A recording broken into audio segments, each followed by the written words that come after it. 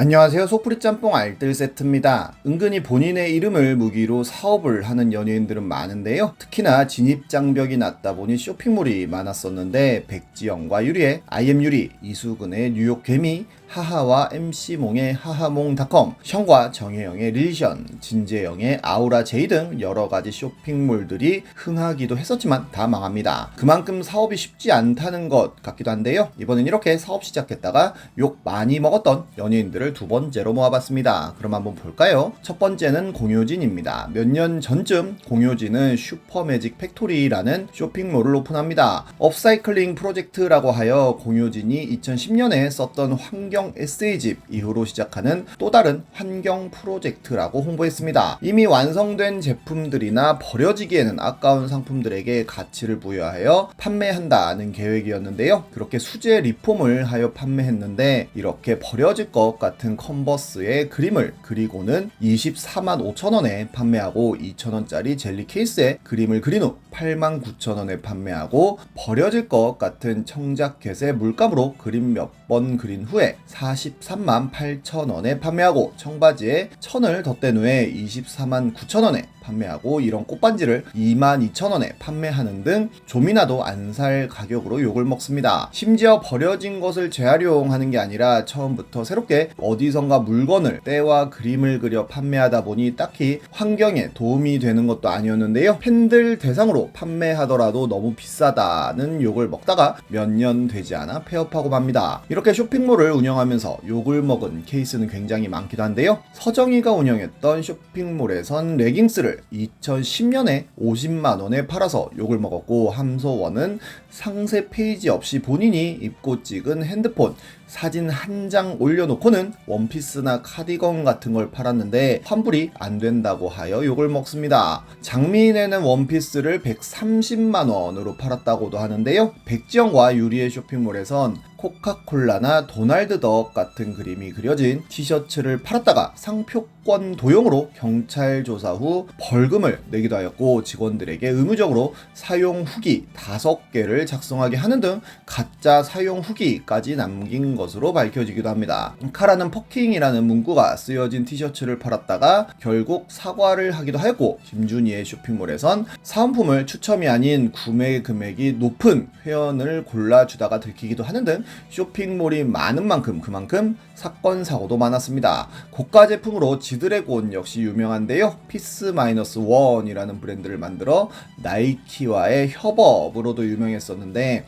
본인이 종종 착용하고 나왔던 클립을 34,000원이라는 가격에 판매해 논란이 되었었지만 나오는 족족 완판되었고 지금은 훨씬 비싼 가격에 되팔렘들이 판매하고 있다고 하네요. 다음은 강민경입니다. 강민경은 세화여고 얼짱 출신으로 다비치로 큰 인기를 모았었는데요. 강민경 역시 공효진과 비슷한 시기에 아비에모아라는 쇼핑몰을 오픈합니다. 오픈 첫날부터 네이버 검색어 1위를 하고 서버가 터지는 등 큰 화제가 됩니다. 이런 곱창머리띠 하나가 59,000원에 올라오는 등 공효진처럼 비싼 가격으로 도마에 올랐었는데, 강민경은 여러 디자이너와 협업을 통해 만들어진 브랜드라며 고급 실크 특성상 까다로운 공정을 필요로 한다는 해명을 하며 정면 돌파를 하였고 실제로 장사도 잘 됩니다. 이후로 강민경은 한예영과 함께 디스패치 기사에 나오며 여러가지 제품들을 PPL하며 이를 제대로 표시하지 않아 2020년을 강타했던 유튜브 뒷광고 사태의 포문을 열기도 했었는데요. 한예연처럼 내돈내산이라고 홍보한 건 아니었고 사과문을 올리면서 잘 넘어갑니다. 그리고 연세대 1억 5천만 원을 기부하며 선한 영향력을 행사하기도 했었는데요. 그리고 올해 1월 쇼핑몰의 CS 경력자 채용 공고가 화제가 됩니다. 3년 이상 유경험자의 연봉이 2,500만 원으로 표기되어 열정페이 아니냐는 비난을 받은 건데요. 또 다른 채용 공고인 웹디자이너는 온라인 채널 관리에 영상 편집, 웹사이트 디자인에 회사 소개자료 PPT, 카페24 상세 페이지 제작을 맡기며 우대사항으로도 엄청나게 많은 경험을 요구하기도 하는 등 선 넘었다는 반응이 나옵니다. 강민경은 즉시 인스타에 이 공고는 신입 연봉으로 잘못 기재한 실수이며 실수를 확인한 즉시 수정했다는 사과문을 올렸고 초봉을 즉시 3천만 원으로 올리겠다는 발표도 합니다. 4대 보험과 법적 수당, 연월차 사용 및 및 간식, 명절 선물을 제공하고 있다는 해명을 했는데 이건 웬만한 회사에선 당연히 기본으로 제공해야 하는 복지이며 아직 성장 중인 회사라서 직원들에게 많은 연봉을 주기 어렵다고 했지만 실제 아비에무아는 당기 순이익만 10억에 가까운 회사였습니다. 주방에 있는 2,700만원짜리 가스레인지를 자랑했던 영상에는 직원 연봉이 가스레인지보다 싸네요 라는 댓글이 올라오고 강민경 본인의 책상은 740만원짜리를 구매했으면서 직원들의 책상은 직접 데스커에 메일을 보내 협찬을 받았다고 자랑했던 영상도 다시 회자되기도 합니다. 심지어 직원 복지로 공기청정기와 사무용품을 지급한다고 하여 복지에 대한 개념이 없는 거 아니냐는 이야기도 나왔는데 공기청정기까지 협찬이었다고도 하네요. 결국 강민경은 다시 한번 사과문을 유튜브에 올리면서 앞으로 인사 전문 담당자를 채용하여 개선해 나가겠다는 발표를 하며 수습을 합니다. 다음은 심영래입니다. 심영래는 8, 90년대를 풍미했던 말 그대로 레전드 개그맨인데요. 대한민국 역사상 가장 많은 인기를 누렸던 코미디언이기도 합니다. TV뿐만 아니라 영화 배우로서도 출연하는 작품마다 흥행을 시키며 우레메나 영구 시리즈 같은 작품들은 저 같은 아재 세대 중에 안 본 분이 없을 텐데요. 특히나 영구와 땡칠이 오프닝으로 극장에서 어린이 친구들이 영구야 하고 영구를 부르면 영구가 영구 없다 하면서 나오는 장면은 인터랙티브 무비의 효시로 평가받고 있기도 합니다.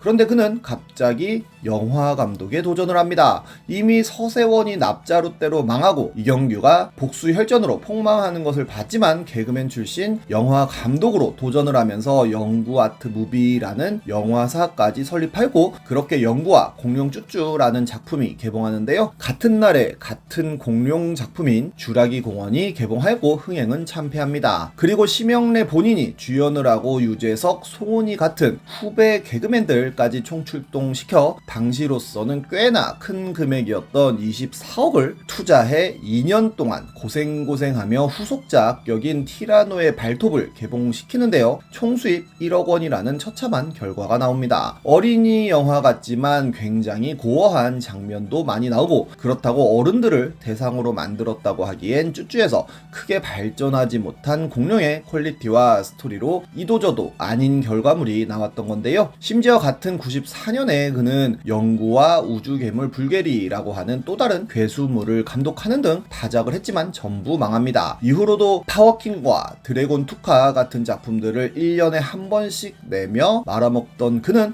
약 3년이라는 세월을 용가리라는 작품에 투자하며 다시 재조명되는데요. 대한민국 신지식인 1호로 선정이 되며 정부에서도 홍보를 해줬으며 못해서 안 하는 게 아니라 안 하니까 못하는 겁니다 라는 나름의 유행어까지 만들어내고 해외에 270만 달러에 판매했다는 홍보까지 하고 특히 영구아트 무비는 나름 뛰어난 특수효과 기술을 보유한 것으로 알려지며 우리나라 SF의 희망이라는 이야기까지 들었지만 용가리 역시 망합니다. 이후로 그는 디워를 제작하는데요. 디워는 마지막에 아리랑을 넣는 등 애국심 마케팅으로도 유명하기도 했는데 당시의 분위기로 디워가 재미없다고 한마디만 하여도 매국노로 매장당하기도 하고 아예 100분 토론의 주제로 선정되어 방송이 되기도 하는 등 2007년에 최고의 핫이슈라면 핫이슈이기도 했습니다. 뒷바라고 불리는 이때 당시 디워 팬들의 만행은 굉장히 유명했었는데요. 심영래를 열어 경멸과 조소를 이겨낸 열사로 포장하며 이를 비판하는 지식인들이나 충무로라는 단어로 대표되는 일반적인 한국 영화인에 대한 적개심으로 똘똘 뭉쳐서 조금만 디워를 재미없다고 해도 어마어마한 공격을 했던 건데 나중엔 아무리 재미가 없더라도 심영래가 고생해서 영화를 만들었으니 봐줘야 한다는 논리를 펼치기도 합니다. 그렇게 노이즈 마케팅까지 되며 디워는 800만 명이 넘는 숫자의 관객을 동원하긴 했는데요. 하지만 제작비만 322억 원이어서 170억이라는 적자를 봤다고 합니다. 반대로 봉준호 감독의 괴물은 100억의 제작비로 275억 원의 순이익을 봤다고 하네요. 그리고 2010년에 라스트 갓파더라는 작품까지 말아먹으며 결국 영과 아트무비가 도산하게 되는데요. 정선 카지노에 다니며 회사 돈 11억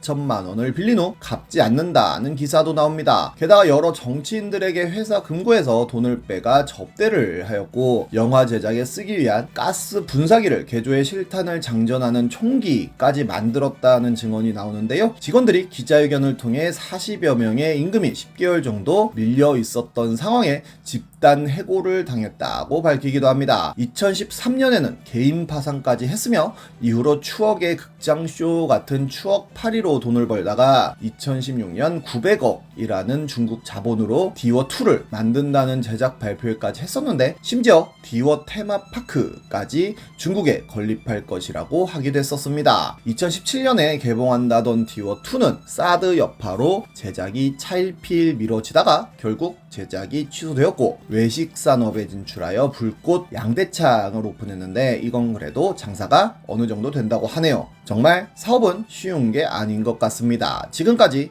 소프리 짬뽕 알뜰 세트였습니다.